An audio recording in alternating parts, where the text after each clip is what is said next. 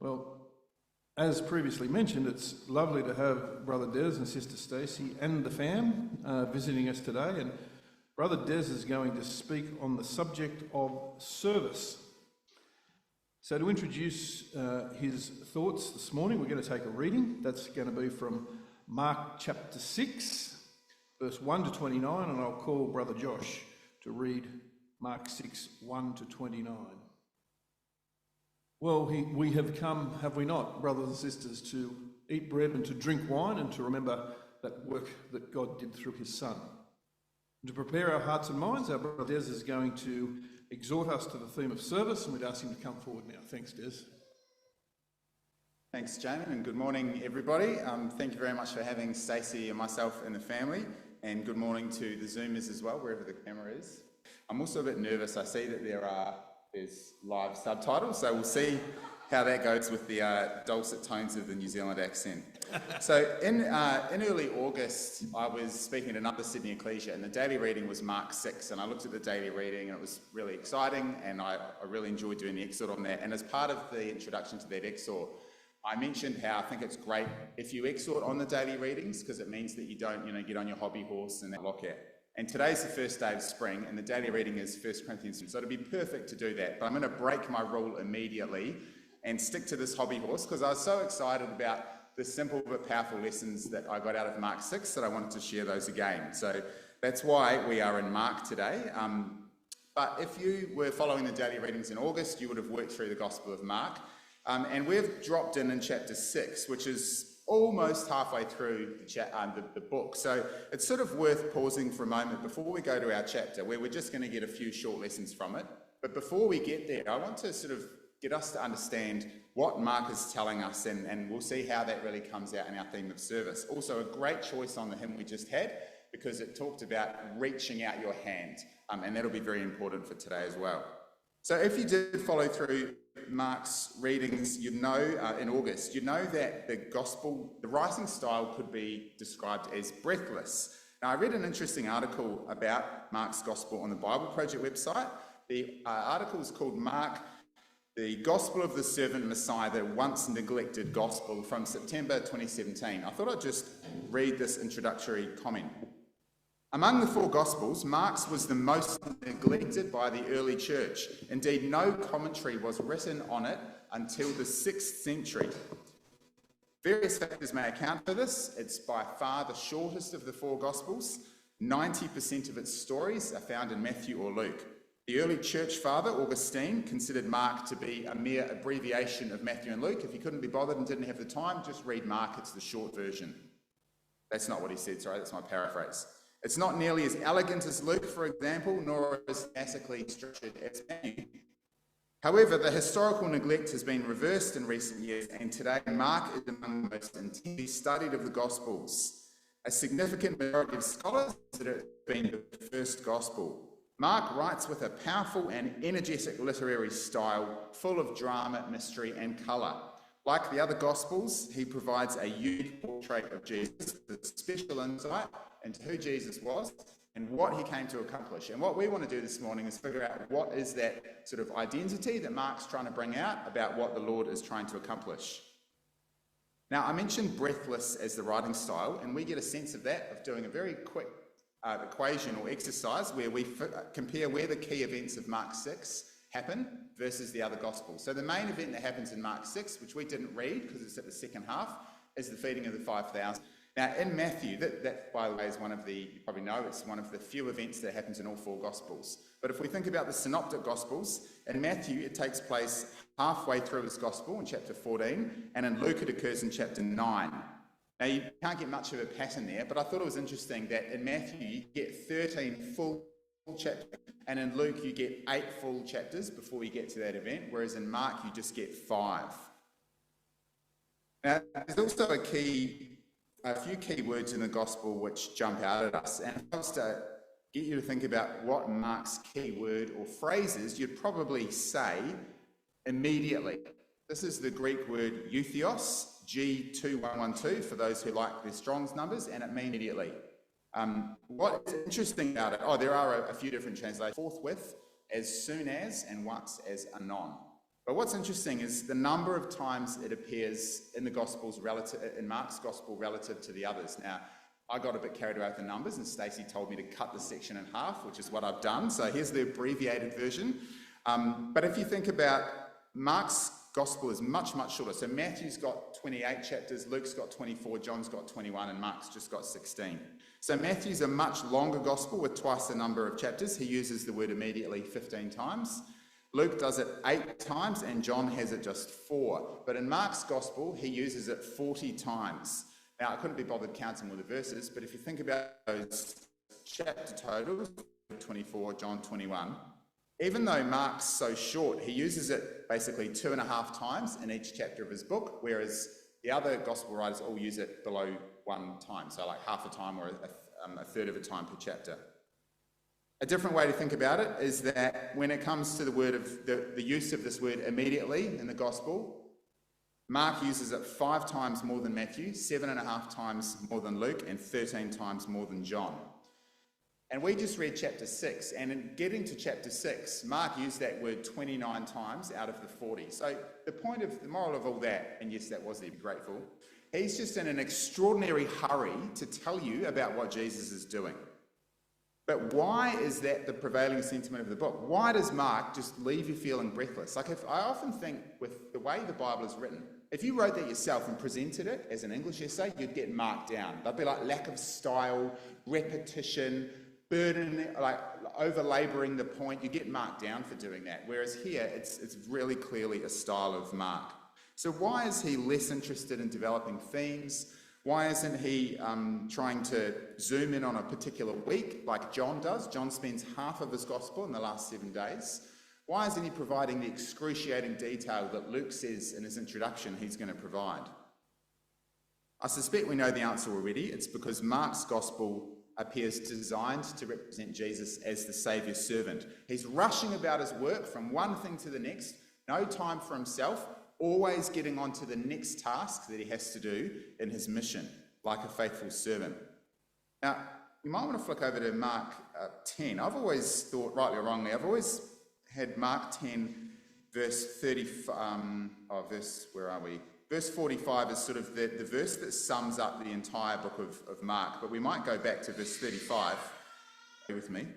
In verse 35, there's this dispute going on about who's going to be the greatest, and Jesus has to resolve this dispute. And the way he resolves it is in verse 42. Jesus called to them and said, "You know, they which are accounted to rule over the Gentiles exercise lordship, and their great ones exercise authority over them. But so shall it not be among you.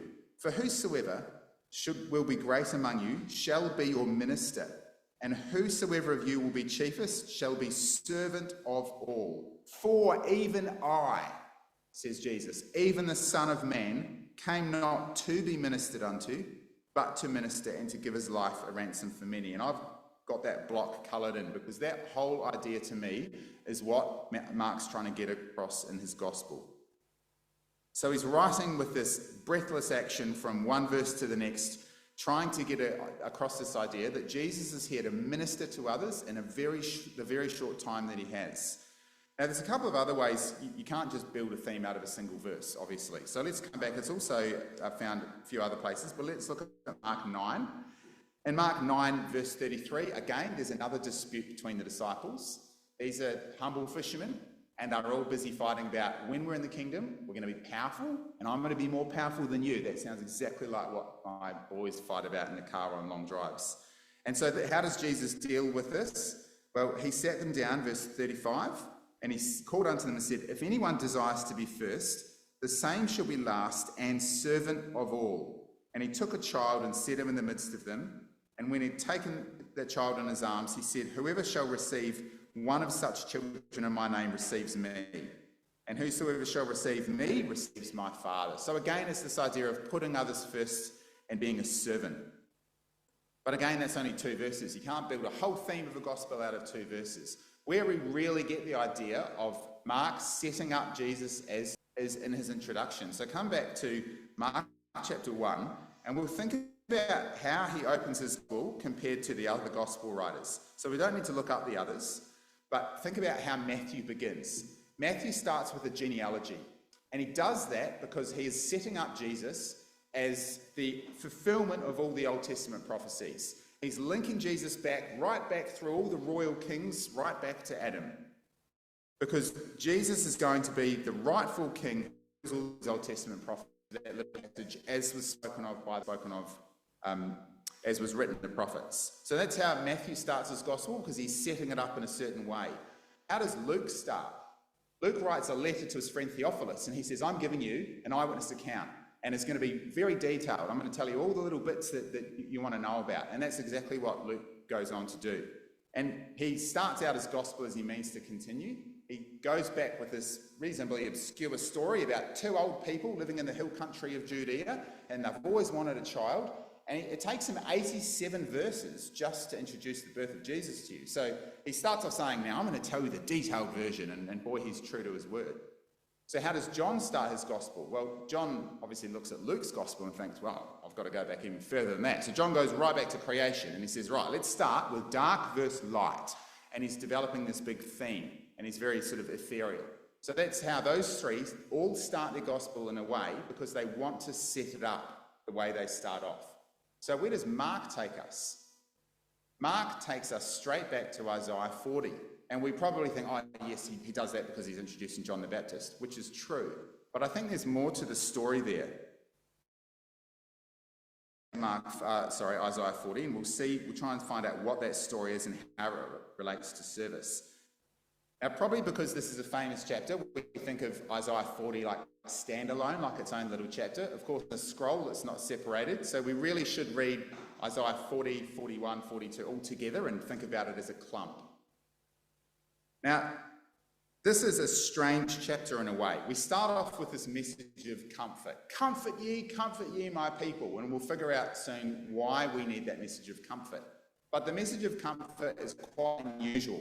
Now, I'm a male from New Zealand, so I'm probably not as in touch with my emotional side as I should be. But even I know that when you deliver a message of comfort, the message probably shouldn't be, you're all going to die. That's not very comforting. Well, don't worry about it. You're going to end up dead anyway. This message of comfort, what does the voice say in, say, verse 6? All flesh is grass, and it's all just going to wither and pass away. And you think that's not really comforting, especially when you figure out why these people need comforting and what it is they're worried about. But I think the real message, so let's read that.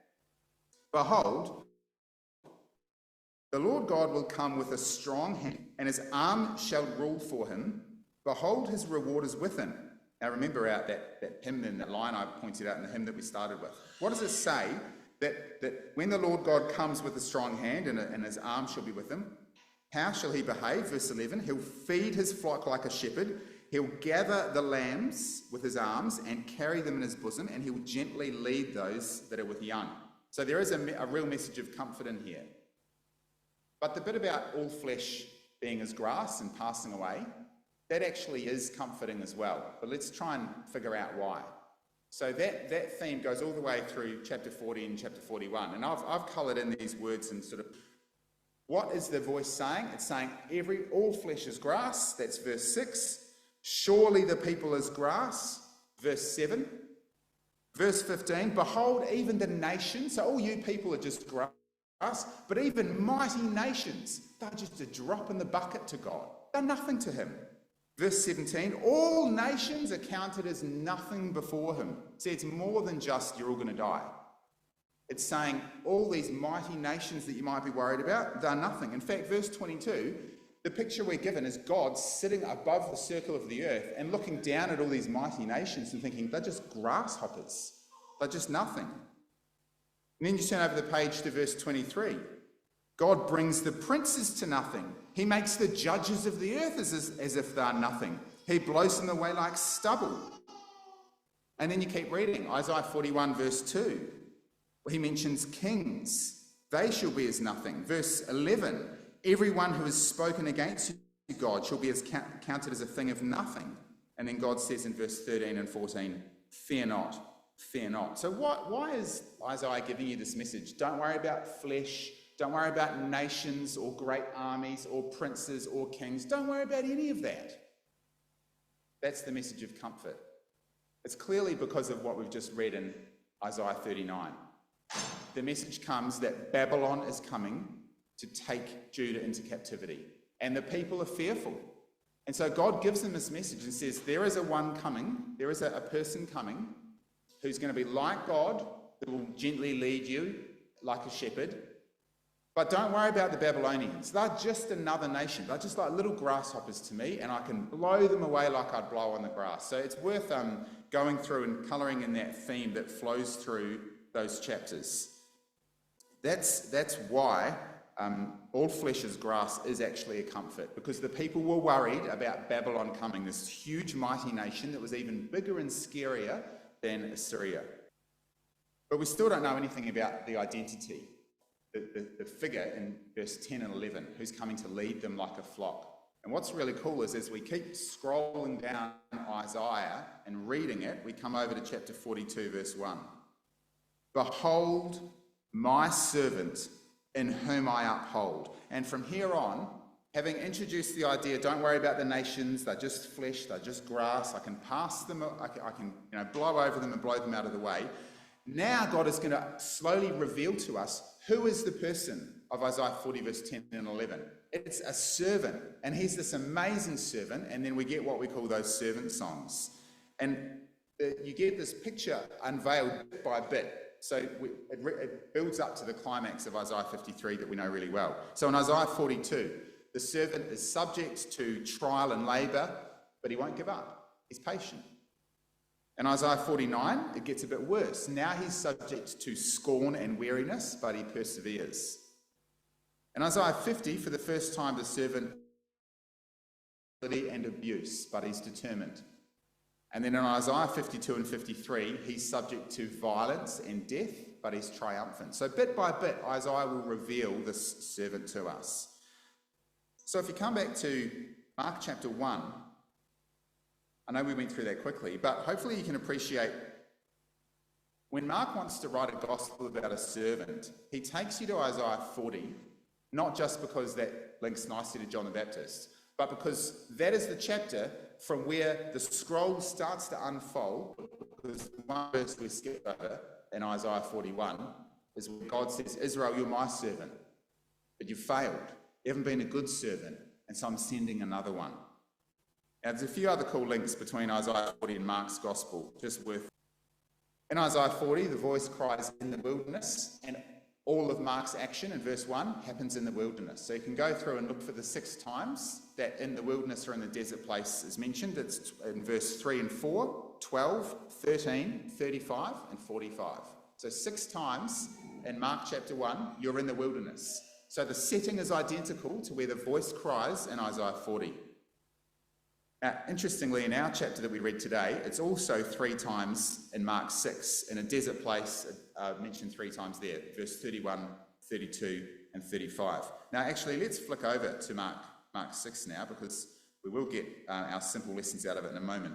But what I want to read to you is we left off after the story about John the Baptist, and Jesus takes them off into a desert place. That's the first of your 3 references in Mark 6. He takes him off to a desert place because he's obviously pretty shocked by what he's heard, and he wants a bit of quiet time. But the people, remember, this is the servant who doesn't have any time for himself. That's what Mark is telling you in his gospel. Everything's immediate. So Jesus hears this news about his cousin and the grim demise, and he goes off into a desert place, and all the people, verse 33, rush after him. And the servant says, look, I'm busy. I've been working 48 hours a day. I'm busy. I need a bit of time to... No, he doesn't say that at all. What does he say in verse 34? Jesus, when he was come out, saw much people and was moved with compassion because they were as sheep not having a shepherd. And he began to teach them. Now remember what we just read in Isaiah 40, verse 11. And that should go in your margin if it's not there. What did it say about the one who was coming? He shall feed his flock like a shepherd. He will gather them in his arms and carry them in his bosom and gently lead those that are with young. Now, I'm going to go through these little references quickly so you can get them off me later if you want. But this idea of gathering someone in your arms or leading them by the hand, what was the other one? Carry them in his bosom, gather the lambs in his arms, and gently lead those that are with young. Mark is setting up his gospel about Jesus as a fulfillment of the servant, and he uses exactly that language whenever Jesus heals, which is really cool. So I'm just going to go through 2, 4, 6, 8, 10 examples. In Mark 1 verse 31, he heals Simon's mother-in-law.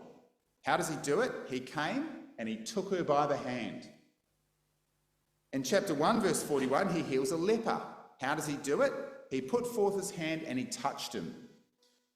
In chapter 5 verse 41, he raises Jairus' daughter. How does he do it? He took the damsel by the hand. And we've just read about the hungry multitudes. Chapter 6 verse 34, they were as sheep having no shepherd, so he had compassion upon them and he gathered them in his arms, so to speak. In Mark 8 verse 23, he heals a blind man. How does he heal the blind man? Well, this one's especially cool. He could have healed the blind man on the spot, but he doesn't. He goes and he holds his hand and he leads them out of the city. So he leads them like a flock, and he leads the man out of the city and then healed him. In chapter 9 verse 27, he heals an epileptic boy. Jesus took him by the hand and lifted him up. And the next one is in chapter 9 verse 36. When he's resolving the argument between the disciples, he took a little child and he took him up in his arms. That's exactly the language of Isaiah 40 verse 11. And then, as if just in case we missed the point, in chapter 10 verse 16, he's trying to teach the disciples again. And it says, little children came and he took them up in his arms. So Mark is just trying to tell you, every time Jesus heals, he is Isaiah 40 verse 11. That is exactly who Jesus is. Now, it's quite incredible. And it leaves me in no doubt that Mark's gospel deserves far more literary credit than snobbish early scholars gave it. Yeah, he writes in an extraordinary hurry, but we know why. Because he wants to show this is the servant that was promised in Isaiah 40. When he heals people, he takes them by the hand, he leads them out of the town, he lifts them up in his arms. Now, there's one last passage to mention before we get to our Mark 6 lessons, and that is, you might just want to note it next to Mark 6 verse 34, sheep not having a shepherd. This has sort of happened before in a way, and the quote to pencil in, you can fact check me later, is Numbers 27 verse 15 to 17.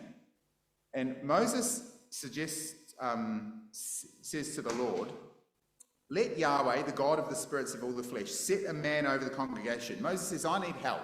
I'm so busy, I need some assistance. And what I need is a man, verse 17, who will go out before them and go in before them, who will lead them out and bring them in, that the congregation of the Lord be not as sheep that have no shepherd. So Moses has had this exact problem, and he says, I need help. And God says, choose you out a man. His name is Yahshua, the son of God. Isn't it amazing that the Jesus of the Old Testament was specifically chosen as a shepherd so that the congregation wouldn't be like a shepherdless flock? And that's exactly what happens in Mark 6 as well. So that was quite the journey. But when we meet Jesus in today's story, he's back in his own town of Nazareth, and he falls victim to this familiarity breeds contempt rule. And, you know, the people are not impressed by what they hear, as we had read for us. Now, there's a couple of cool little Greek words in this story worth flagging if you haven't got them marked in. And we're just going to get a few lessons out of them, actually. They are the word astonished in verse 2, the word offended in verse 3, and the word marvelled in verse 6. So let's just briefly consider them and see if we can get a lesson out of them. Firstly, the Nazarene congregation are astonished when they hear Jesus teaching. Now, this is actually another mini theme of Mark's gospel that would be fun to explore, even if it's a less obvious one. He refers to astonished, astonishment, or amazed a total of 15 times, so almost once per chapter, compared to the much longer gospel of Matthew, who does it only 5 times, and the much longer gospel of Luke, who does it only 9 times. Now, we won't go through them and look them up, but they're pretty much always those 3 English words, so you could find them yourself, astonishment. But what I thought was interesting is, in English, we don't always have such a great breadth of individual words to describe things. We often have to put phrases together. But in the Greek, there's actually 5 different ways you can get across the idea of being astonished or stunned or amazed. And I'll give you just briefly what these are. And I've just referenced them by the Greek number, because in our English Bible it's always the same word, but they do mean different things. So the first is G2284, and that's the idea of being stupefied. And that's in, for example, Mark 1 verse 27, when they heal the man with the unclean spirit, and they're stupefied, they just can't believe it, sort of speak. The next one is G1839, and that's the idea of being put out of your wits. And that happens in Mark 2 verse 12, when Jesus heals the man sick of the palsy.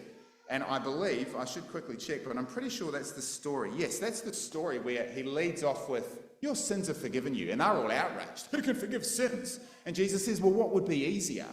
To forgive sins or to say, rise up and walk? And so that you may know, why don't you rise up and walk? And they're put out of their wits. They are amazed. I mean, we just have that word amazed, but that's what it means.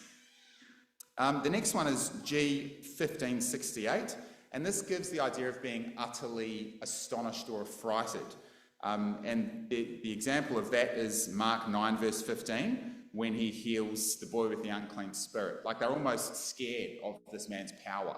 That's the idea that it gives. The fourth one is the G1611, and this gives the strongest concordance says displacement of mind or ecstasy. So they're two quite different things, but it's when you are amazed, but probably in a more positive way, like really excited because you're blown away. And the obvious example for this is in Mark 16 verse 8, because the women go to look after the Lord's body, and they look in there and there's angels and there's no Lord's body, and they are like, whoa. So they're sort of excited, but they're also scared and they run away.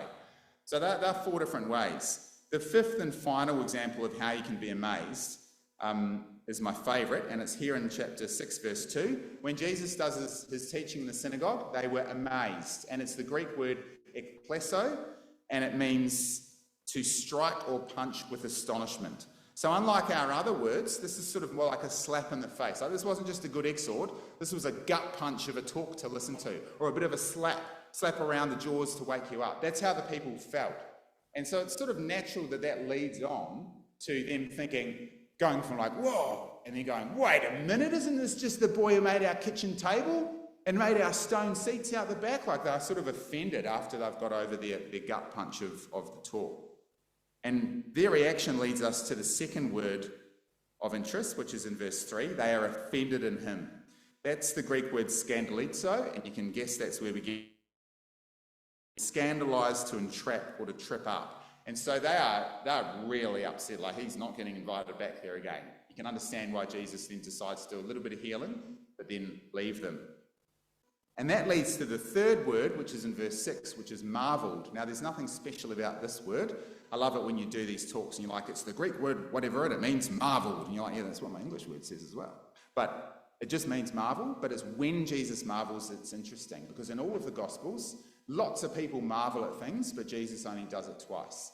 He marvels once here at the unbelief of his, and then he marvels in Luke 7 at the Roman centurion, the belief of the Roman centurion. So it's sort of a sad juxtaposition of how unbelieving his own hometown was and how believing, or how much belief the Gentile soldier had. Now, the final thing for us to touch on in our thoughts is this sorry story of the death of John the Baptist. And the first thing to mention is the very clear Old Testament parallel it has here, because we've heard a story of a crazy wilderness man who is not scared to go into the seat of power, into the palace, and to denounce a man, and then to be under threat of his life from that man's very vindictive wife, who then spends all her time trying to get rid of him. That's the story, isn't it, of Ahab and Jezebel and Elijah, and it's now playing out again. You've got the dithering king, the wild wilderness man, and the vengeful woman, and that's exactly the story that's going to play out here as well. Now, interestingly, Herod couldn't, as we had in the reading, Herod was protecting, Herodias is trying to kill him. John is clearly a threat to her position of power, because if Herod finally does listen and gets rid of her, then she's out, so Salome. So he's a real threat, and hence why she's trying to get rid of him. But I was about to say Ahab, what's his name? This guy, Herod, doesn't get rid of him because he still listens and actually believes him. Now we actually see that with Ahab as well, because a few times Elijah has a real crack at Ahab and he actually repents. And one of those times he repents, he does it so well that God says in his time.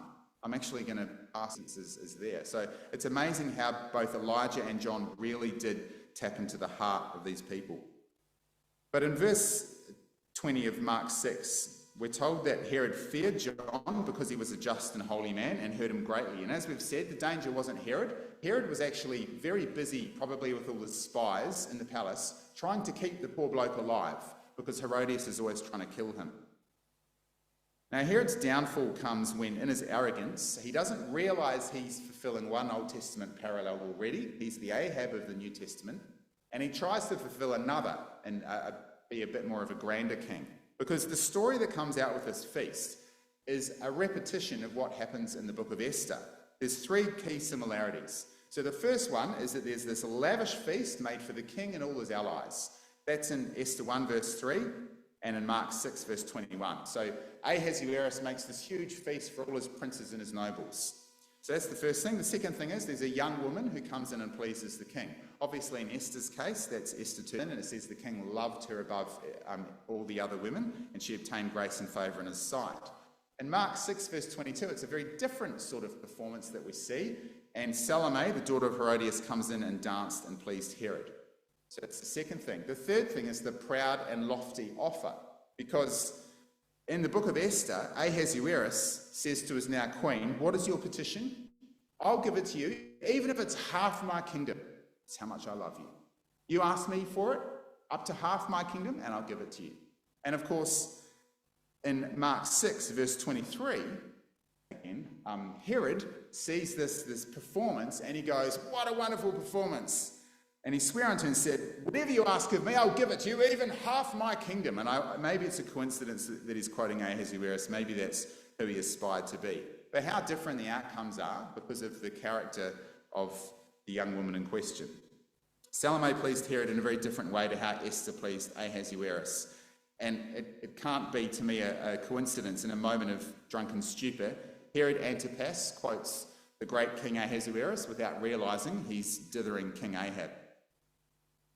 Now, we know how that sadly plays out. Herodias and her daughter could have no firm claim to half of their kingdom if Herod had ever got rid of her. So she has her way. And no matter the grief it caused King Herod, he followed through. But you wonder how much he must have had to sober up. But even though the story is tragic, it has some really powerful lessons for our daily life. The first is the reason that this flashback is even given, which we might overlook sometimes.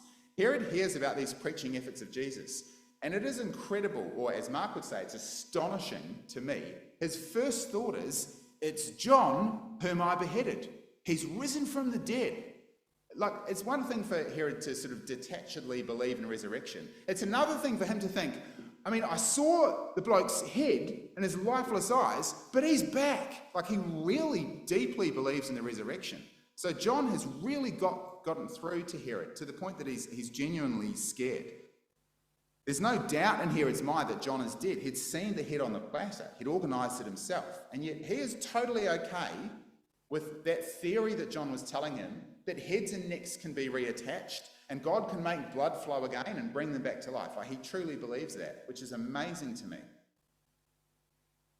Now, I think there's another good lesson for us. Let's not, or is not suitable to receive the gospel. Yes, the Lord says don't cast your pearls before to stop when you're getting a bad reaction from someone and they are treading the word of God underfoot. But in John's case, if there was ever a person it'd probably be Herod Antipas. But John believed the king should be the moral example to the people. So if he's going to preach at the riverside, he has to preach in the king's palace. And he was absolutely consistent about that. And the message got through to Herod, even though John didn't live to see it. So I think there's just a powerful lesson there for us not to fall in the trap of being too judgmental in our own situations about who would or wouldn't make a good Christian. The second lesson is that when we preach, we never know what the positive collateral outcome may be. In this case, we read about John preaching directly to Herod himself. And I don't know about you, but when I read that, I sort of imagined like secret meetings, because Herod doesn't want all the grief over the dinner table when Herodias finds out he's been meeting John again. So I imagine sort of secret meetings, but probably quite a few servants are involved in organising those secret meetings. And probably those servants might even overhear what those secret meetings are about. Maybe Herodias they were her spies. Regardless, what we find as we go through the other Gospels and into Acts is that the walls had ears, because in Luke 8 verse 3, we get this list of women who are ministering to the Lord, and among them is Joanna, the wife of Chusa, the steward of Herod. So one of Herod's main servants, his wife is converted to the truth. Like, how did she find out about it? And then in Acts 13 verse 1, it's an even bigger deal. We meet several members of the ecclesia at Antioch, and among them is Manaen, who'd been brought up with Herod the Tetrarch, or as the margin says, Herod's foster brother. So not just his servants, but his family had ended up converted to the faith of the resurrection. So it's the old story that the walls have ears, and it was certainly the case in in Herod's palace, even though Herod himself was ultimately untouched by it, and he would go on to preside over one of the sham trials of Jesus' death.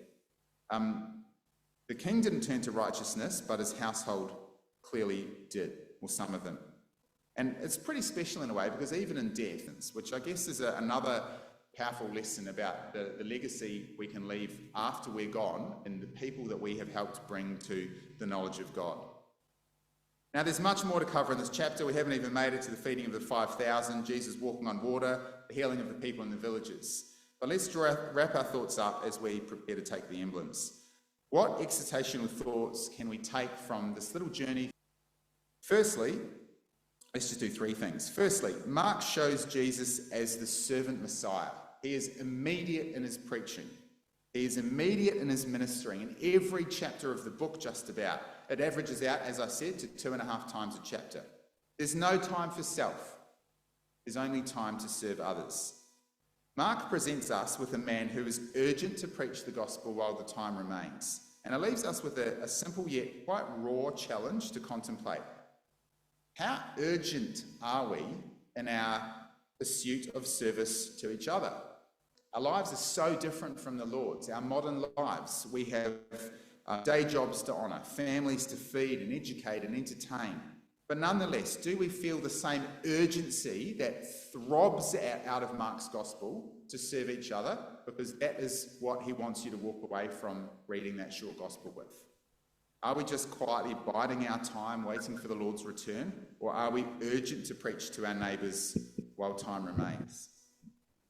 The second point is that Mark's gospel is full of astonishment. Some people are gut-punched by Jesus' teachings. Others are in wonderment at his miracle-making. Some are bewildered by his powers. The women are in ecstasy when they see the open tomb. Like, people feel stuff strongly in Mark's gospel. It's not a dry book. And the question for us is, can we find a way to rediscover that astonishment every time we read it? Are we able to be as amazed and excited by it as we were when we were young in the truth? Do we make the daily readings not a thing to be ticked off, but a time of amazement and wonder? And thirdly, even in the sorry story of the demise of John the Baptist, there are some powerful lessons for our personal religious witness.